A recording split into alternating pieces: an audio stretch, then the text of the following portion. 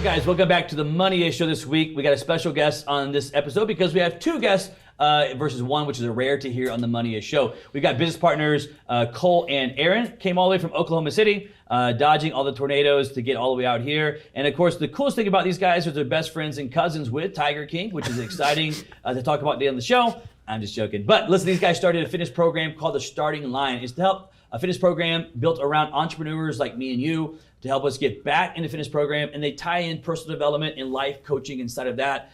Both these guys are personal certified trainers. Cole is a D1 college athlete, used to be a pastor, which we'll talk about that a little bit as well in the show, as well as Aaron has over 1 million subscribers on Instagram, which is incredible because when you see him, you'll see why. Hopefully we'll get him to take the shirt off and see who's got a better body, him or Drew Manning. We will see today on the show. On this note, Cole and Aaron, thanks for coming on the show, man. So good to be here. What's up, guys? All right, Aaron, take your shirt off. There you go. Let's start with that.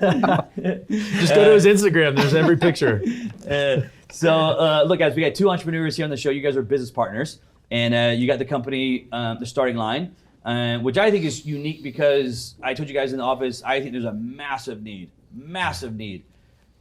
for an entrepreneurship fitness product, right? Like, we had this conversation, so myself included, so many entrepreneurs.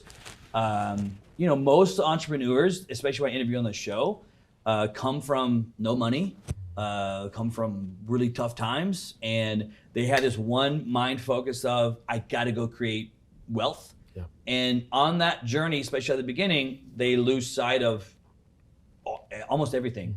We lose sight of relationships, we'll lose sight of our religion, we'll lose sight of friendships, we'll lose sight of course, our health in the process, right? And dude, I went through a ton of this when I was starting out, so I think there's a massive need for it. I want to talk to you a little bit about, I want to back up a little bit and tell me a little bit about how you guys each individually got into entrepreneurship and what that kind of journey looked like out of the beginning, and then we'll hit the partnership where it came to. So, Cole, we'll start with you.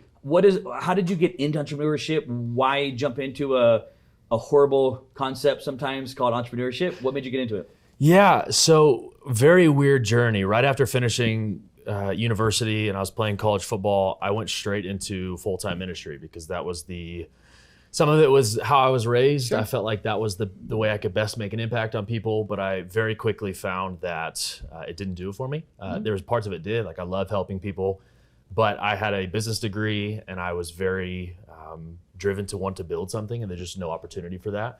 And so my mind very quickly shifted to, well, how can I continue to help people, but build a business as well and have something that I have the ability to control and build. And so that's what happened is I went back and got my MBA while I was still working at the church. And so I kind of slowly transitioned out of the ministry I was doing, got my master's, and then from there jumped into what I'm doing now. Was that all that in Oklahoma area? Yeah. Are you born and raised in Oklahoma? Yeah, so I grew up in Tulsa, which is like an hour and a half northeast. Oh, yeah. And then moved down to Oklahoma City. Funny, maybe, and I have ADD, so bear with me.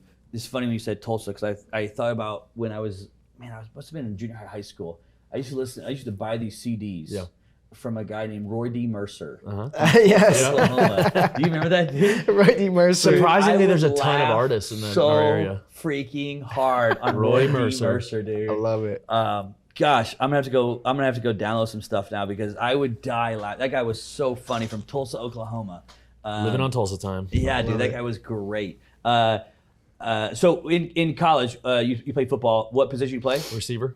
Slot receiver, yeah. So you're like a Julian Edelman? Yeah. I got you, okay. Cole Beasley. Yeah, Wes Welker was the Wes guy Welker I was inspired to be. That was the guy back at that time. Aaron, jump over to you. Background, where did you come from on the entrepreneur side? I would say the short answer for me is starting my own fitness business just made sense. I was passionate about working out, exercise, similar to Cole, being in sports, in high school, transitioning into college. Still wanted to be competitive, got into some bodybuilding, and very much my passion for health and fitness that I had always had growing up, I wanted to find an outlet to stay consistent with that. And really two things for me. I mean, I wanted to model after other successful people within fitness. I knew a lot of successful personal trainers. And there's only two routes. It's like start my own business, go the corporate route, which seemed like a longer process. And I'm like, I'm just going to start my own business. Like, this makes sense. So entrepreneur, within fitness just made sense for me. Like I said, it's something I've always been passionate about. I actually come from a family that's dealt with a lot of health issues, a lot of bad eating habits, lost several family members from being very overweight, prematurely. So it's something that's always been close to my heart, leading and setting that example for my family, but also helping other people, not have to live unhealthy lives, not have to, fall into unhealthy lifestyles and have their lives in short, as I've seen happen in my own family. So let me ask this question, because I have a question about fitness, and I think, Aaron, this would maybe go more towards you. When I've interviewed other fitness guys, men and women on the show, and I'm buddies with Bucked Up. I'm literally drinking in my cup right now, right? And we talk about these fitness guys, and I think of you as well inside of this. I see this group of fitness guys that I'm going to identify as you for a second. I mean, as you are the person. Abs and all. That are like, dude, it's like you live in fitness. It's like it's ingrained in you. It's like you don't know how to not do fitness. You do not know how to not eat healthy. You do not know. I mean, I'm not saying you don't know how to, but it's like it's part of your everyday life. And my question is, I've never asked this question before, where the heck is that coming from? Because I have no desire to go that deep into that level of fitness. Not good or bad. It's just like, man, I have no desire to go do that. Right. What is it that drives you to have that lifestyle like that? I think that's a really powerful question. I was actually doing some deep reflection on this the other day during a very heartfelt Instagram story. Sure, yeah. And I think what I've really come to understand about my own life is there's just so many layers of accountability on a daily basis that keep me focused on what I need to do with my body and with my fitness goals. There's also such a higher level of expectation that I place on myself that the average individual would not. Because if I'm setting the example for everyone else, I need to represent what fitness looks like. Like, I need to set that example at a completely different level. So when I say different levels of accountability, obviously I have my social media following, I have my clients, I have to set the example. These people are literally looking to me as the example for health and fitness. But to be perfectly honest, there's so many days where I wake up and I don't want to do it. I don't want to put in the work. I don't want to eat the healthy food. So a big thing is putting myself around guys like Cole, putting myself in containers with guys that are driven and focused and continuing to stay consistent.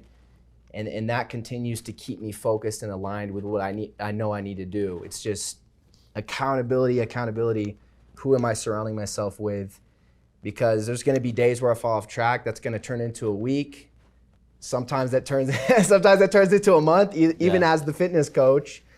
And so the question is, how many opportunities are you giving yourself on a daily basis, on a weekly basis to get refocused? I want to tie that back into to you, Cole, here on the. You have the fitness side, which, like you said, is all about accountability, scheduling, setting the time aside for it, right? Like all those things that go into living, not even as an entrepreneur, the lifestyle as in depth as fitness as me and you are. Is like a mirror looking at the two of us, but you guys will get that in a second. But Cole, go into the side of personal development. To me, personal development is almost what drives fitness, but then fitness will drive personal development growth. Yep. Which one do you think leads which one? I mean, it's the chicken or the egg. I know, it's so freaking close. I think it depends on the person. Like, I feel like, and maybe it's not this way, he's much more addicted to fitness than I necessarily am. Yeah. And we have conversations about it all the time, and he's always significantly leaner than me, and I just don't have a desire to be bodybuilding lean. I want to look like an athlete, and I want to enjoy stuff. Yeah. And most of the guys we work with are pretty similar in that. And so I don't know if everyone wants that sort of addiction. for him, I think fitness drives probably everything else a little more than for me, where the personal development to me drives the fitness. So where it's like, it's not enough for me to be mediocre in something. And so I take that competitiveness to every area. And so there's times in my life, just like you're talking about an entrepreneurship, where, okay, I'm focused so heavily on building my business that an area like fitness gets neglected, and I wake up every day and I'm just being gnawed from the inside of like, it's not enough. Like you got to get that back on track. And so I think for me, being my best and that personal development is what drives the growth in fitness. Yeah, it's a chicken and the egg, because, you know, I tell you guys my own personal story is like I went so deep in entrepreneurship, which I'm sure you guys see all the time in training people, that they lose sight of other things. I found financial success, found either the cliche thing. I found wealth, and with literally no health, dude, like no health whatsoever. In my height and weight, you'd I believe it'd be morbidly obese is probably where I was hitting at, but it was amazing, because like once I made a switch, I found the pain, right, and I led with the pain driving it, and I began to cut weight. It then sparked all my personal side to go grow more inside of it. So, dude, it's a tricky one. But then on the personal side, when you're super organized and have the schedule built out, and you have the morning routines and the evening routines, it kind of builds it into the side of it there. So yeah, dude, I think they go hand in hand, and probably like you said, I think you had the best answer. Is it's probably an individual basis of which one is which. And I still think it's a cycle, though. Like you said, even if I'm driven a little more by personal development, like you said, as my fitness grows, it motivates me to develop more in other areas, and vice versa. And I think it's a spiral that happens. The more you can pour into one area, it builds on the other. So we're talking obviously to a bunch of entrepreneurs. Listen to the show. I'm going to ask both you guys this question. I want to try to give them some bit of points, advice into. I'm going to do both, but let's do fitness side. And what I want to do, Aaron, is I'm going to start with you, and I want to ask the question. What would you tell the entrepreneur out there that is where you probably find a lot of entrepreneurs struggling in that process and with weight and so forth? What would be some of the immediate things that they should go hyper-focused on to try to make that first impact change? I'm going to switch a little bit to you, Cole, and then I'm going to come back and ask you, hey, on the personal growth side of it, when it comes to fitness, right? So I want to stay with fitness for a second. On the personal growth side, personal development side, when you tie fitness into it, what is that kind of those first things they should hit when they're struggling with the weight, they're out of sync of, it's all money driven? What would be those personal development things to focus on fitness? Okay. All right. We'll go to you first, Aaron. What would you say entrepreneurs struggling with weight, where they should go if they want to lose weight, they want to get back in shape, they don't want to look necessarily like me and you, but they want to lose weight? Where do they start? I think the first thing that I would say is, you could ask that question to 100 different fitness coaches and get 100 different answers. Interesting. And so before I share where I'm coming from, just some context, like I have been fitness coaching for over 10 years. And so my answer to this a year ago might be different. 5 years ago might be different. And where this answer stems from is having actually worked with these guys day in and day out and identifying, why is this guy so successful in all these areas of his life, and yet he's still 50 pounds overweight? Yeah. What do I need to do to get this guy to change? And so it's trial and error. It's getting to understand the psychology of people. And I think I've broken it down into really 5 things. The first and most important thing is what you just said. It's identifying that pain. It's what is the pain that is actually going to make this important enough for me to make this change. And when you truly understand what that is for yourself, that driving motivation, is it your kids? Is it your quality of life? Is it your confidence? Is it your lack of productivity? Maybe it's just the fact that you're not in alignment with who you should be. Yeah. It's like I'm crushing it in all these areas of my life, but this one area of my life sucks. Or maybe it's multiple areas of my life. And I know I'm out of alignment. I know I'm not fulfilled. I know I'm not who I could be. So let's identify that pain, and then let's get very clear. This is 2, by the way. Let's get very clear on where you want to go, what it's going to take to get there, and then let's measure your progress and make sure you're actually getting closer to that target. That's the second one. The third one is really like where I would come in to help someone, and that's holding you fiercely accountable on what you know you should do, on what you're going to commit to do with me. And then number 4, as we're working together, identifying roadblocks along the way and really personalizing and strategizing with you to get you past those roadblocks. Because a lot of guys, they get hung up on one thing and they don't think about, what do I need to do differently? They just say, oh, this isn't working. Screw this. I'm over it. And they just go back to what they were doing before. So anticipating roadblocks and then continuing to adjust your strategies to overcome those, because not everyone's life is the same. You can go find any program online, but is it actually going to work for you if you're not continuing to adjust and modify based on your lifestyle? I'd say the last one is kind of just one that I like, is just celebrating your wins. Some guys are so competitive, they're constantly focused on where I want to go and where I'm lacking in progress. That, like, I've seen guys work with me for 3 months, lose 20, 30 pounds, and they're still so deflated and demotivated because as they're moving forwards, their goals are shifting and they continue to want more, more. I've had guys literally quit my program 3 months and they're seeing great progress, great results, because they're not taking the time to celebrate their wins. Live in the moment and ask yourself, man, how do I feel today that was different than a month ago? It's huge. I want to hit on one point that you hit on. You can throw that pillow back if you need to. One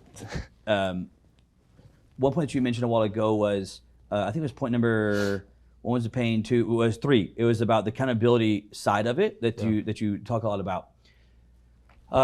So one thing from an entrepreneur standpoint that I'm going to ask you, almost as a little bit of a devil's advocate, as though I'm going to play like as a viewer, as an entrepreneur, I say you have the success. Like, what's going to make an entrepreneur, I'm going to use myself here like as a viewer, you schedule a workout time at 6 a.m. and the entrepreneur thinks, I've got more important things to do. I have this client that's pushing. I have this project I got to get out. I got this presentation I'm supposed to be making tomorrow. I'm behind. I got to go put my time over here because most entrepreneurs run wide open nonstop.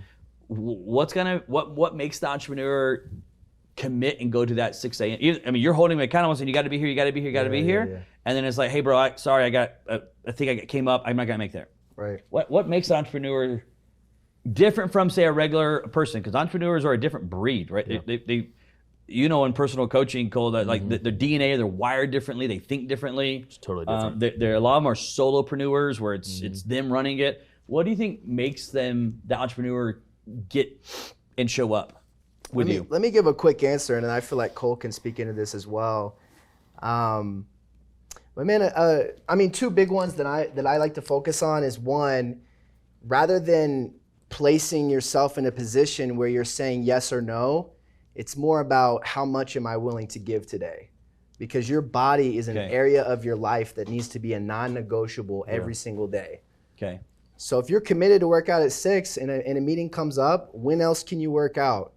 Or what time can you put in to at least say that I did this today? Because it's all about momentum. Because if you check out for one day, that's going to turn into another day. That's going to turn into a week. That's going to turn into a month. But if you can maintain consistency and momentum every single day, mentally you're creating small wins, which lead to bigger wins. Yeah, that makes sense. That makes a lot of sense. Close up to you. Yeah, well, I would just add to that, and I think a lot of the conversations where I really jump in on and help Aaron with these conversations with these guys is letting them understand that in entrepreneurship, that busyness or rush or pressure they're feeling is never going to change. Like, there's always going to be a client that needs them immediately. There's always going to be a big issue, a big meeting. But the longer that you push off your personal development, or more specifically your fitness, the harder it gets for you to stay consistent. And so you can only ride that train of neglecting yourself for so long before it all crashes. And so continue to remind them of, hey, if we can pause all of the pressure for a second just to pour into yourself. Not only are you going to perform better at those things, you're going to be able to run this race a lot longer, and just giving them that continual, recommendation or reminder that they're not going to be able to continue to do this or be their best if they continue to push those things off. And so having them really understand that perspective of like you have to make this a priority, otherwise at some point it's going to force you to. Yeah, man, I can see powerful. I can see why you guys are successful just from entrepreneur standpoint, like looking at it, right? What you're saying, again, I'm playing devil's advocate to it, is that like, it's like there's a certain point where it's like, especially when an entrepreneur hits some wealth, it's like, I don't want to say it's cockiness, but it's like, okay, I need to go do this, but like, screw you, bro. I don't care that I'm paying you as my coach. Like, I'll pay you the $150 that I canceled. I don't even freaking care. I don't want to show up, right? It's not about the money. It's like, I got other stuff to do, right? Yeah. But now when you stepped in from that side of the, personal development side and business kind of coach side, it's like, oh yeah, you are right. Because if I really am saying that I want to be successful in business, I'm really saying that I want to go make this difference in business, I'm really saying, which is what I'm telling you, right? As your customer and student from a coach standpoint, then it's like, okay, well, if that's really what you're meaning, then this has to be done in a certain fashion. Yeah. And if you're not doing this, then you're lying to yourself somewhere. Somewhere there's a disconnect that you're lying to yourself, which now makes sense of like, okay, what I'm really choosing is not working out. What I'm really choosing is my success in business so that I can perform. Because I'm telling you, when I told you this earlier, like when I just started losing weight, I immediately started doing more business. Everything changes. Like I was still a large obese for my person, but I started doing more business because it was like this mental epiphany happened. And I was like, I worked out today. And I just felt different about myself. And I totally see what you're saying. I see how you guys are playing together there, because those connect immediately to an entrepreneur versus like if it's just fitness, I'm gonna be like, it's not the same. I've hired coaches before, bro. Yeah. Right? But when you tie it into understanding business and then that side, it totally makes sense how you guys are building what you're building. Yeah, right now. because we understand that as an entrepreneur, you're the foundation of your business. And so if you're not healthy, if you're not consistent, if you're not growing, your business reflects that. And so if I continue to neglect my health and I'm getting more tired, more apathetic, more frustrated, or less confident, like my business, like you said, continues to reflect that. But on the inverse, the business can explode just because I'm driving that now. I'm gonna tell you a story that I probably, I know I've never shared on air.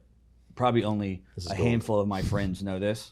I may have my guys cut it out afterwards because this is embarrassing. But this is where what made me think of it was when you, Cole, said a while ago, if you don't make time for it, eventually the train explodes. It'll force you to. It just is done. I was in a process where I was traveling every single week of my life for work, literally. I mean, people say every week, no, literally every week. I went 92 weeks straight on the road with no week off. Wow. And inside of it, we were entertaining clients every single weekend, right? So it's just like every weekend was almost like a party surrounded by food. And so when it happened, I just got into some really, really bad eating habits of like, it's 11:30 and we're about to have at Ruth Chris dinner now because we did all this work and now we're hosting these clients and it's like, I want one of all the desserts, right? Because again, we're kind of hosting and entertaining and I just developed these horrible freaking eating habits. And then I would go back to the hotel room and I would then have to work on, kind of rehearse, go over at 1:00 in the morning, kind of my presentations the next day. I just wanted to hit it really quick. And I would got this bad habit of laying in bed and just eating candy. Like my bed would just be like Butterfingers and gummy bears and Cheez-Its, and I wasn't even hungry. I just ate, but it was like I could kind of comatose for a second and finally unplug and have my laptop there and then eat some gummy bears and fall asleep. And I'd just fall asleep and wake up and there's like Cheez-Its in the bed or whatever, right? So here's what happened this one time. I got these horrible eating habits. This is where the train fell off the tracks at, dude. I woke up one time, again, I may delete this from the video. I woke up this one time and you're on the road, and when you wake up and you travel every week, you don't even like different time zones. I was going different countries, 22 different countries. Where am I? I didn't even know, like you'd wake up, you're like, I don't even know where I'm at, Yeah. right? New bed every week I was in. And so you wake up and you're like, oh my God, where am I? And I remember I woke up, it was like 3 o'clock in the morning, and I woke up pitch black, and I felt something on my arm, like my forearm. And I'm like, man, what is this on my arm? And then I was like laying in bed. You're just like groggy, and you're like, where am I? And I just felt like stuff on me. And I remember thinking, like, what is all over me right now? And I turned on the little lamp beside the nightstand, and I turned this little lamp. It gave a little bit of light, and I looked in the bed, and there was how is the best way I can say this? There was shit everywhere, and it was white. You know, like a Marriott, it's white sheets, white comforter, white pillows, cases. And I'm looking on me, and I'm looking in the bed, and I jump up out of the bed. I throw the sheets back, the comforter back, and I was like 36 or 37 at the time. I'm thinking, oh my God, I shit the bed. And there was shit everywhere. And it was all over the place. And I'm thinking to myself, what am I gonna do? Who am I as a person? my God. What life decisions have I made How did I get to this shit point? the bed at 37 years old, having massive success, but I'm supposed to speak in the morning, and what is the maid gonna think when she shows up? Like, I'm thinking through all this stuff at 3 o'clock in the morning. And about that time, I'm sitting in this bed, and I'm just going through all these thoughts, dude. I looked in the bed, and as I was like trying to dissect everything, I turned some more lights on. There was a purple piece of like plastic looking thing, flat, in the bed. And I grabbed it, and reached over there and grabbed it, and it dawned on me. You know what it was? I had fell asleep watching TV, Netflix, and I had just opened up a large, king size Carmelo chocolate bar. And I had laid it on my chest, like I'd opened it up, and you know how you kind of break them, and I was watching TV, and I had laid this Carmelo kind of on my chest, and I guess I fell asleep and then rolled over. My body heated it up, melted it all, and then with me tossing and turning, it just spread it all over the bed. But I thought I had shit the bed. Incredible. And I'm like, okay, I gotta make a change, bro. This is your life altering moment. I gotta make a change in my life.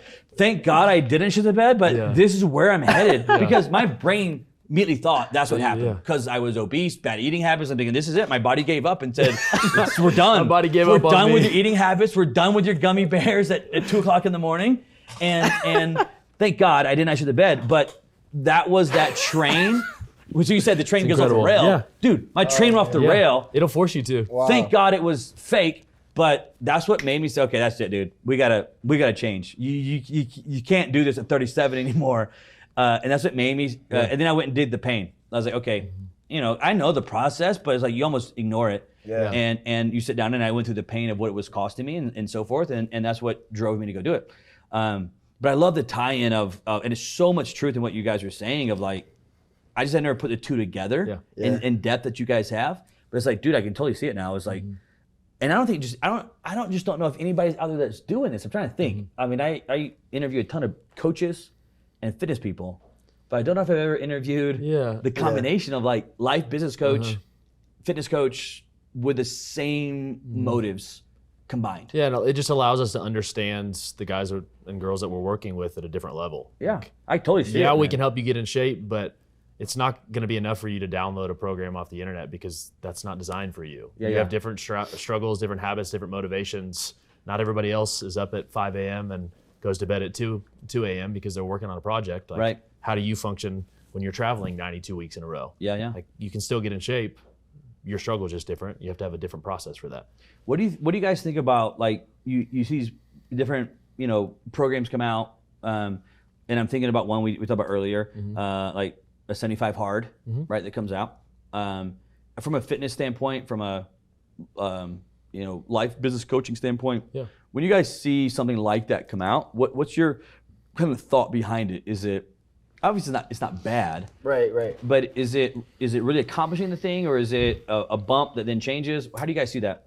And he might have a different view, but I always see those as like it's cool, and I'm sure it helps people, but it is only just a short-term fix. Like everyone that I know that do those things go right back to where they are. Yeah, it's like a yo-yo. It's part of the yo-yo yo-yo thing. system, right? And so Yep. I think the problem with challenges, while me being a competitive person, and most of the guys as entrepreneurs that we work with are very much the same, we love challenges and Yeah. we love a finish line, like this 90 days or this 75 days and I'm done. But what happens is once we finish that, we go right back. Right back to the whole. And so I whole think process. the challenge with that, and I say challenge very ironically because we're talking about the word challenge, is if you continue to look at it that way, you're never going to actually make a lasting change. Yeah. And so having to shift instead of like this end line always, it's okay, once this timeline ends, now how do I shift to continuing this or the next one? Or how do I make this a sustainable Right. process that fits my life versus, all right, I finished and now I'm done and I reached my goal and I'm right back to where I was. Yeah, because sometimes that I haven't done the 75 hard. I had tons of buddies that have done it. Yeah. And I haven't done it because of I just felt like, okay, there's this challenge competitiveness that was like, all right, Yeah. I can go do that. Yep. But then I look and think, I have enough challenges in my life and other stuff that I'm working on. Yeah, why just I don't challenge need for the challenge sake? to having a challenge. So then I look and say, am I going to have lasting results from it? Yeah. And I can just tell you that my buddies that have done it have not had, it didn't continue. No. Most of them I went back to where they were or past that. And it made me think of, I used to do, on the fitness side, I used to do the Atkins or keto thing. And dude, it's like, it's a natural, easy thing for probably a lot of guys to go do, right? It's like, oh, you need a pound of bacon? Psh, no problem. And Drink butter? Sure. yeah, it's just done. And so I would freaking drop like 20, 30 pounds because I'm competitive. So it's like, Yep. oh, you want me to have less than 10 carbs a day? Done. I'll do 5 carbs. Watch Yep. this. And 30 days, dude, I'd cut 30 pounds.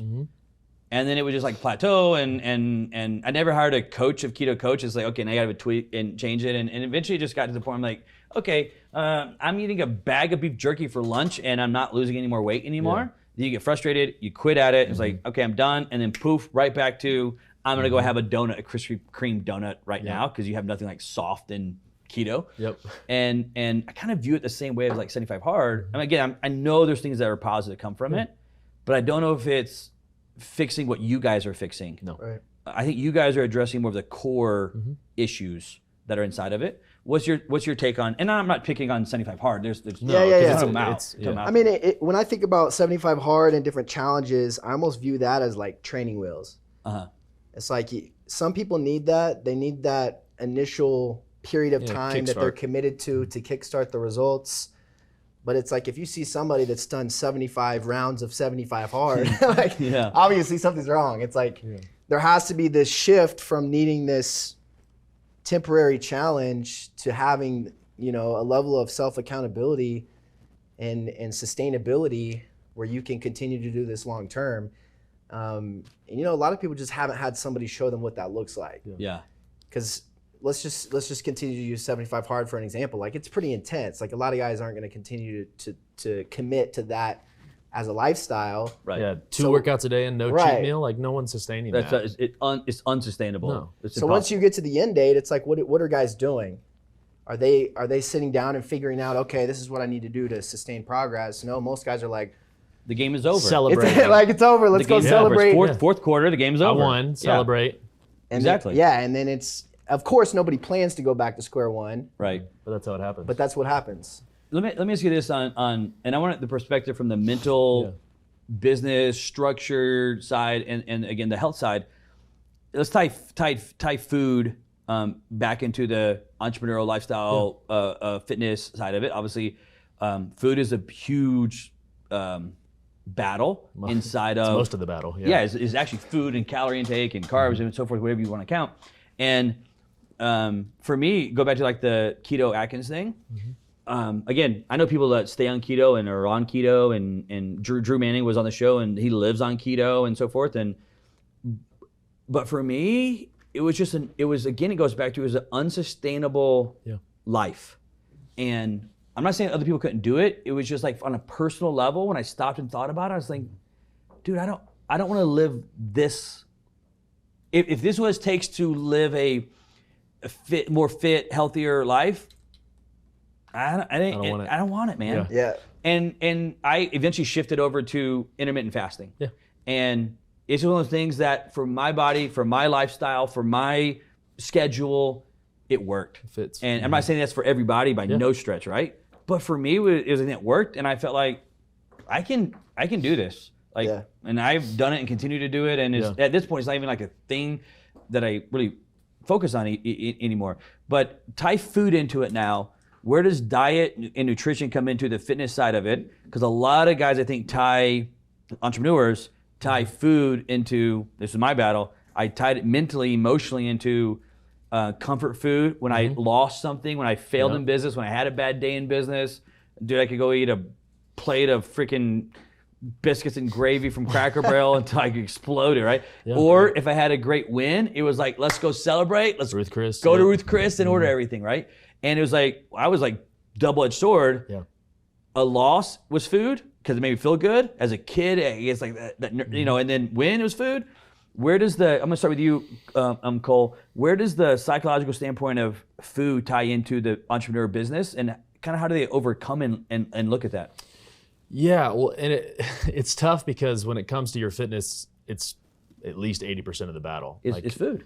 Because when it comes down to it, it's as simple as, am I burning more calories than I'm eating? If that's my goal is to lose weight, you know, obviously if you're trying to gain weight, it's the opposite of that. But like, it's not complicated. When you talk about all these different strategies of keto and intermittent fasting, like those are just tools to help you do that. Yeah.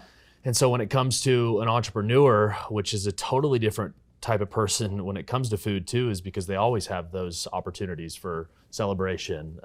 I think when you're traveling 92 and there's food at all these things too, like that's not normal for the everyday person. Right. They can work their 9 to 5 Monday through Friday, and their struggle is just on weekends when it's out of consistency. But when your every day is not consistent, like it's a different struggle. And so I think for us, the biggest success has come from, instead of focusing first on an outcome-based goal when it comes to my diet, like, oh, I want to eat this because I'm going to lose 20 pounds if I eat this, which is immediately sets you up for, once I hit the target, then it's done.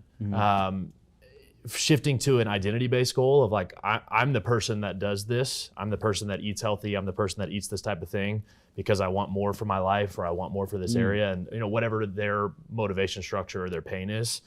And I think when that's my thing too, is because I ate like trash even through playing college football, and food was always my biggest struggle. But you're burning insane. Yeah, so it didn't matter. And so I was pounding large pizzas and half-gallon of ice cream, and it was fine because I'd go run 5 miles the next day. 2 days and 3 days. Yeah, in 110-degree Oklahoma weather. But once, the guys I've worked with, as well as myself, once I shifted the identity of like, I'm a different type of person, not just I'm trying to do something different, that allowed me to stop telling myself the story that I need to celebrate with this or I need to cope with this, is because like, that's just not who I am. Like, yeah, okay, I can allow those things because I want to now, but not because I need it, or because like the type of person I am celebrates with that thing. Does that make sense? Like it's all out, identity instead of outcome. A unique thing as you're just talking about it, just because as I went through that where I lost like 65 pounds and it was unique because it's going to what you're saying there was when I started basically saying no to food, like 2-letter word, no, I'm not gonna eat this. It was weirdly gave me this self-control that I'd never had it or experienced before.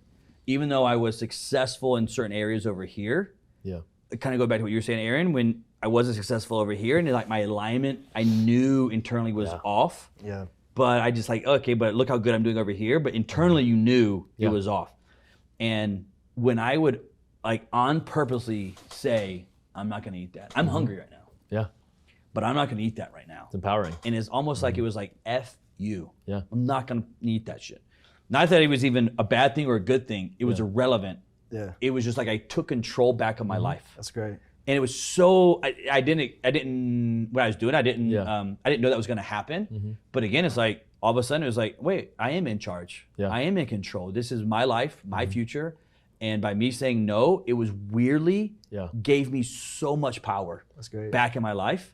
And it kind of goes to the point that you're talking about there of understanding what's really connected to the emotional side of it. Well, because I think as entrepreneurs, we typically like we're wired to think about goals and targets, and so it's easier for us to go, I'm gonna hit this 30 pounds, I'm gonna go out. It's like that's the way our brain functions, but it just doesn't work. We always fall off after that goal, and so you really do have to shift to a place of a different motivation of I want to be empowered, like I want to have control over this. I want to own my life. That's amazing. And that's how you build sustainable results is that mindset shift. It's totally true.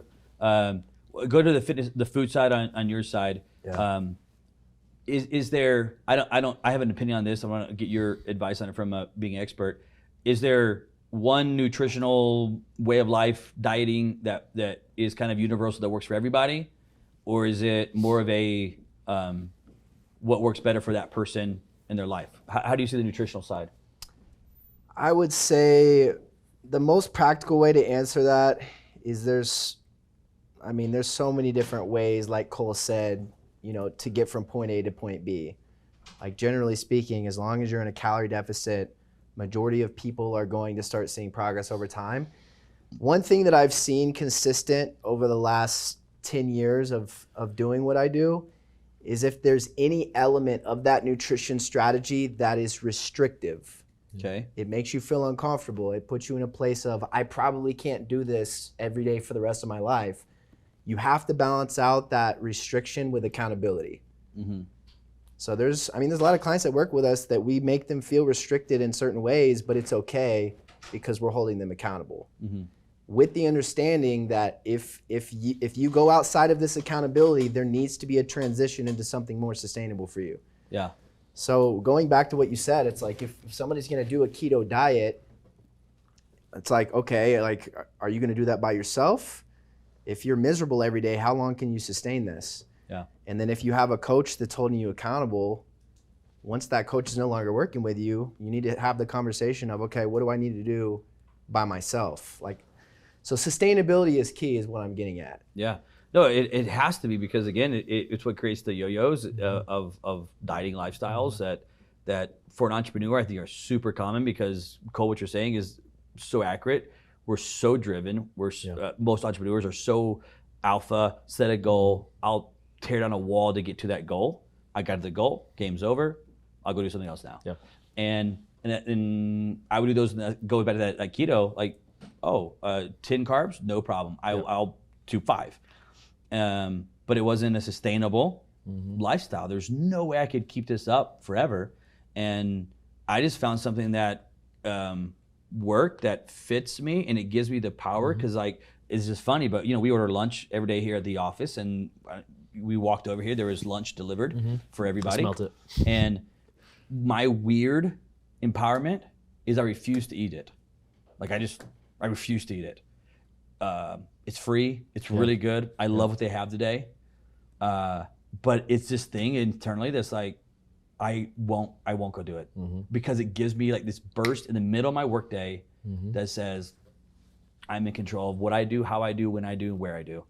And I'd be willing to weird. bet that you perform better in every other area once you've made that. Oh, empowering 100%. decision. That's what I'm saying. It's when you go into that 100%. next business meeting, you feel totally different than, I shouldn't have ate There's that. some business meetings that we do here that it happens during lunchtime, and so then they bring in the lunch to us, and everybody will eat, and I won't eat. And I had this I hope that nobody sees it, but I had this cocky grin on my face, and to the point where now when these meetings, because every week that it happens, they don't even bring one in for me anymore. It's like, oh, he's not going to eat. Yep. And it just gives me this piece of, like I said, control and empowerment. So, I love what you guys are doing, of how you tied in what is so needed in the industry into the life side, because I was kind of, again, the devil's advocate side saying, yeah, but why am I going to go work out?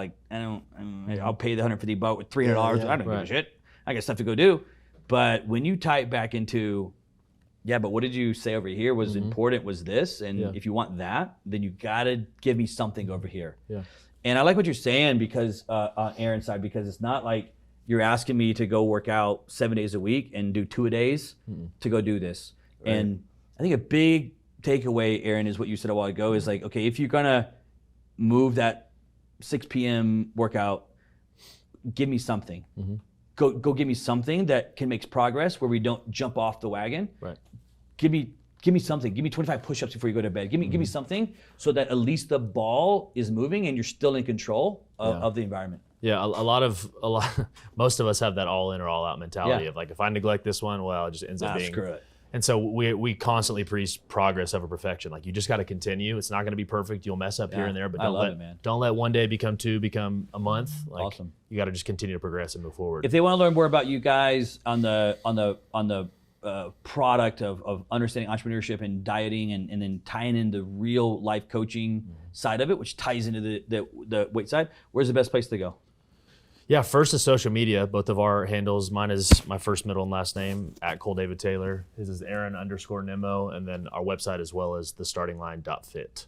The starting line. The starting line. Startingline.fit. We'll put all that in the show notes as well. But if they want to get more information about the principles, the strategies, how to work with you guys, it's thestartingline.fit is where they can go to get more information about it. One piece I want to ask you guys, tell me a little bit about your vision that you see in your company now. Where are you guys wanting to head with what you have going right now, right? You have this coaching program, you have this fitness mentorship, but where do you want to go with it? And I think we're both in alignment on this, and he can add his thoughts, but both of us are so passionate about building a movement and a community. Yeah. We know that as entrepreneurs, like, we just face different struggles that most people don't understand, and we need to continue to surround ourselves with people that understand that. And so for our focus on the fitness and the life side of what people are doing, we want to build a movement around people that not only are getting that help, but want that growth and can, come together and, aspire for more together. And so a movement and a community is really what we're trying to do. Do you want the movement in the community in the entrepreneur world, or niche into the entrepreneur world? It's of entrepreneurs. Gotcha. Aaron, what do you see the vision? Where you guys want to head with it? I mean, I'd like to have you cut at least 12 more pounds. Yeah. But besides that, go ahead. Man, I hate to just echo and copy his answer, but man, everything he said just completely resonates with where I'm at. I mean, from the get-go, the whole reason that we partnered together is like, we know for a fact that 1 + 1 is not equal 2. There's a multiplication when you bring two people together. Yeah. Same concept when we bring people into our community. It's like, you want to accomplish this goal, you want to accomplish this goal. Let's create a community around that so that not only we have a sense of accountability and community, but we have a tribe where we're passionately running towards our goals together, and we can get there much faster than what we could on our own. Yeah, dude, there's a huge opportunity for a huge need inside that world for someone that understands the entrepreneurial life. Yep. And here's the weird part about it, and this is cool, where I think you bring a lot to the partnership with Aaron, is there's other fitness people that are trying to break into the entrepreneurial space. Mm-hmm. Here's why I don't trust them. Because I don't view him as an entrepreneur. Right. Does that make sense? Mm-hmm. I view him as a fitness guy that's trying to market to me as an entrepreneur. Mm-hmm. And you can sense that. I can see through it. You can see through it. I'm an entrepreneur. All entrepreneurs are at some point are salesmen. Mm-hmm. And I can see through the gimmick that you're doing. And I don't even call it a gimmick. I shouldn't say that, but I don't buy into it. Right.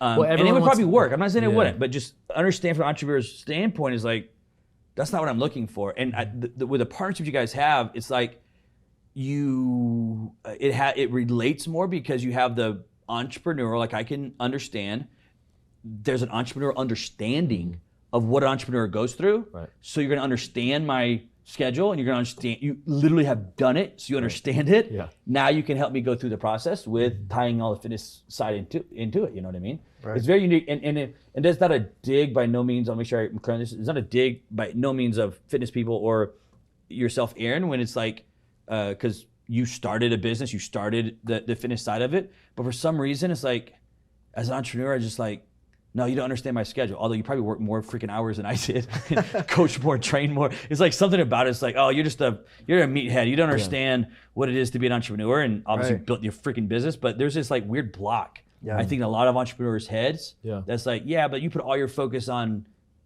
building your physique. Yeah. It's not true. You built a whole freaking business, but each of you guys have is super special, man. And I hope you guys can continue pushing it out there. Startingline.fit is where you guys can go, and make sure you hit your guys at the handle. I'm going to give you 2 signs here. I want to hit both of these. So Aaron, I'm going to give you this sign first. Cole, this is your sign here. So pass this over to There it is right here. And there's the other Sharpie right there. So this is the money is sign for Cole and Aaron from the storyline.fit. You guys put whatever answer it is right here, and then you guys sign it right here. Don't tell me the answers, and then pass it back over to me, and we can talk about it today on the show of what money is to Aaron and Cole from the startingline.fit. You gonna make fun of my handwriting? No, man, I've seen some really bad handwriting on here, so as long as I can make out the word, we're As long as it's fine. readable.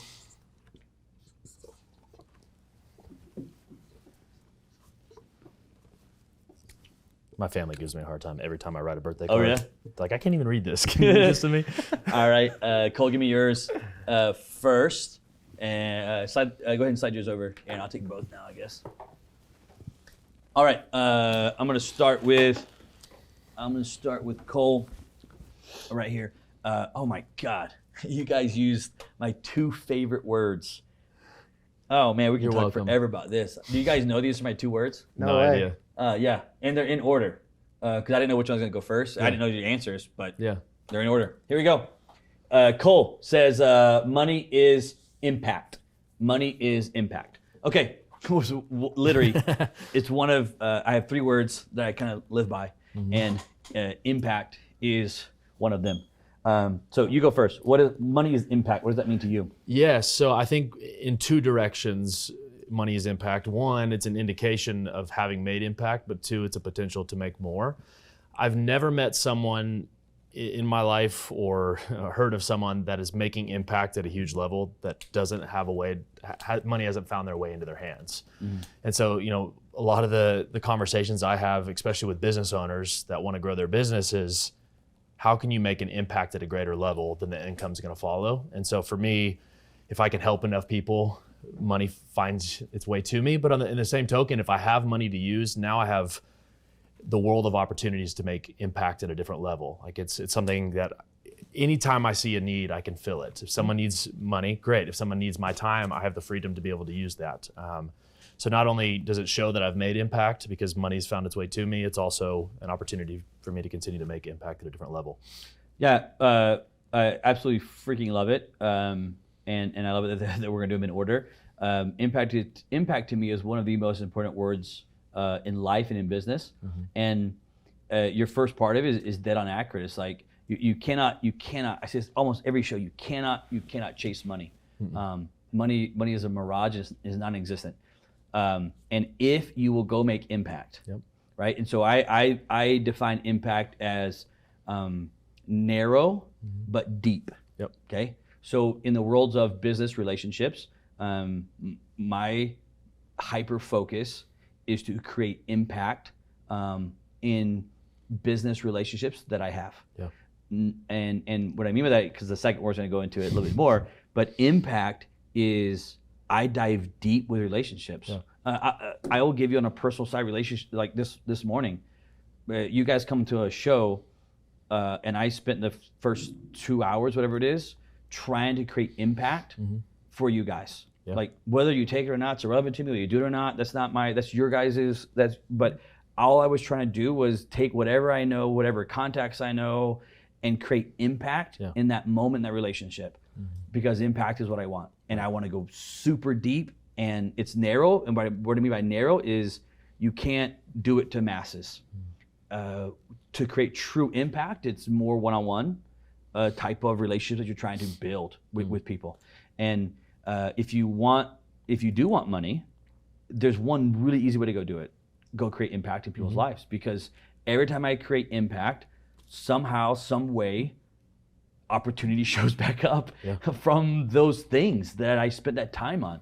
And then so you have it on a twofold, which is a brilliant way, because obviously if you have money, it means you have impacted. You had to have impacted, and now that you have money, you have an obligation or a duty to impact even more. So absolutely tremendous answer. I freaking love that word, impact. And next one here is Aaron, and on Aaron's word, it was money is influence. Money is influence. By Aaron. So the second word that I use a lot is the word influence. We read your minds.